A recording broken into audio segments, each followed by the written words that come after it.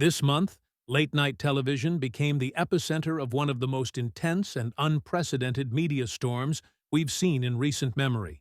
And it all began with a tragic and shocking event: the murder of conservative activist Charlie Kirk. He was shot and killed during a speaking engagement at Utah Valley University, an event that rippled shockwaves through the nation. The incident was swiftly covered by news outlets, sparking an outpouring of grief, anger, and debate across social media platforms. But what happened next took the story beyond the confines of a mere news cycle and plunged it into the heart of American culture and comedy, provoking questions about politics, free speech, and the limits of satire. Into this moment stepped Jimmy Kimmel, a veteran late-night host known for his sharp wit, fearless commentary, and ability to walk the thin line between humor and controversy. When the cameras rolled that night, millions expected a monologue filled with the usual mix of jokes and political jabs. Instead, Kimmel launched into a scathing and deeply polarizing tirade, targeting not just the tragic event, but its political context as well.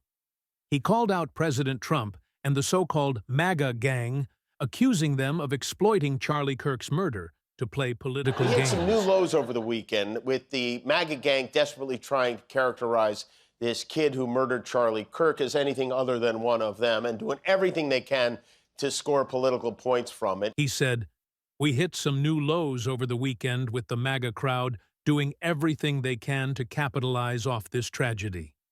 Then, delivering the line that would ignite the controversy, Kimmel mocked Trump's response by saying, "This is not how an adult mourns a friend. This is how a toddler grieves for a goldfish." The intensity and bluntness of the remarks caught everyone off guard. The audience was stunned into silence, and social media exploded with reactions ranging from applause to outrage. Within hours of that broadcast, the fallout was swift and severe. ABC, the network that had been Kimmel's home for over 2 decades, took the drastic step of suspending Jimmy Kimmel Live indefinitely. There was no room for debate or negotiation. The suspension was immediate and unequivocal. Some fans and observers were left in shock, unable to comprehend how a single monologue could dismantle a long-standing institution of late-night television. Meanwhile, critics and conservative voices hailed the network's decision as necessary, applauding ABC for sending a clear message about respect and boundaries in the wake of tragedy. President Trump, never one to miss an opportunity for a headline, tweeted, "The ratings-challenged Jimmy Kimmel Show is canceled. Kudos to ABC for finally having the guts to do what needed to be done." This set the stage for an intense cultural debate that far outstripped the boundaries of entertainment. Hashtags calling for Kimmel's firing trended immediately. Online divides deepened, pitting defenders of Kimmel's free speech stance against those who saw his remarks as too inflammatory, insensitive, or politically motivated. The nation seemed split down the middle, and this controversy became a proxy for larger battles around media bias, comedy ethics, and political correctness. Yet, just when it seemed Kimmel's career was over, the story took another dramatic twist. Less than a week after the suspension, in a move that surprised both critics and supporters alike, ABC and Disney announced that Jimmy Kimmel would return to the air. This reinstatement followed what Disney described as thoughtful conversations and intense internal review sessions. The network admitted the original monologue was ill-timed and insensitive, but also recognized a growing backlash against what many perceived as an excessive cancellation. Celebrities, comedians, media professionals, and even politicians voiced support for Kimmel, framing the suspension as a dangerous, slippery slope for artistic expression and freedom of speech. Among the voices defending him was Senator Ted Cruz, who said that government pressure or any other force to silence comedians crossed a constitutional line. The move to reinstate Kimmel reflected the immense pressure ABC faced from both within the entertainment community and the public at large. When the day of Kimmel's return arrived, the television world watched closely. No flashy intro, no band, just Kimmel standing before the audience with a raw and emotional monologue. His voice trembled as he addressed the controversy head-on. You understand that it was never my intention to make light of the murder of a young man. I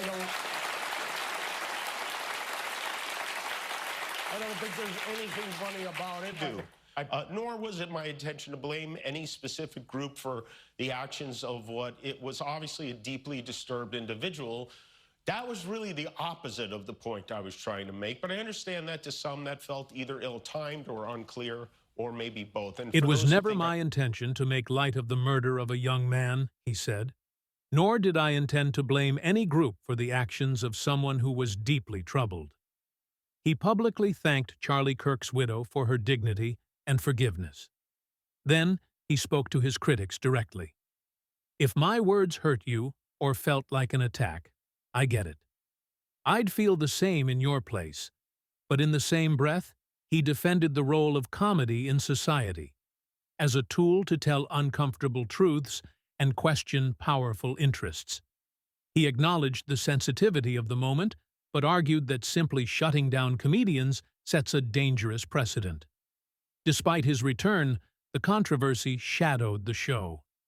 Roughly 25% of ABC affiliates continued to boycott the program, leaving millions without access to Kimmel's content.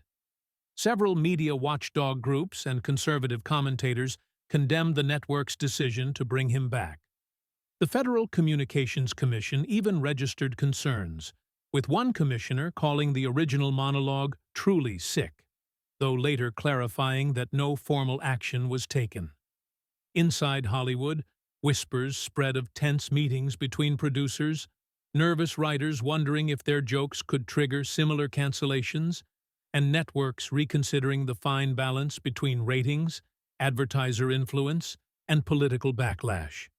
In just a matter of days, a murder, a viral late-night monologue, corporate repercussions, government scrutiny, social media warfare, political grandstanding, public apologies, and a high-stakes corporate reinstatement combined to create a media event unlike any we've seen before.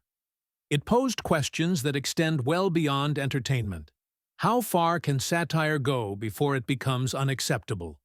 Who gets to decide which jokes cross the line? And in volatile political times, can comedy survive without becoming a battleground? This saga sparked fierce discussions nationwide. To some, Jimmy Kimmel was a victim of overreach in a culture quick to cancel. To others, he was careless, leaning into political bias in a moment that demanded compassion. Supporters hailed Kimmel's courage to speak truth to power. Critics slammed the insensitivity toward a grieving family. Celebrities rallied on both sides, while ordinary viewers filled comment sections with passionate arguments over what free speech truly means. As the dust settles, Jimmy Kimmel's reputation, and late-night television itself, will never be the same. His return signals resilience and forgiveness, but it also serves as a stark reminder of the precarious line comedians walk in an increasingly polarized country. The spotlight that once rewarded boldness now threatens instant exile. Kimmel's story is a cautionary tale of viral moments and the power of words to uplift, divide, or destroy. So now the question must be asked of everyone watching. Where do you stand in this raging storm? Was Jimmy Kimmel right to call out political exploitation, or did he cross a line too soon? Do comedy and satire need boundaries?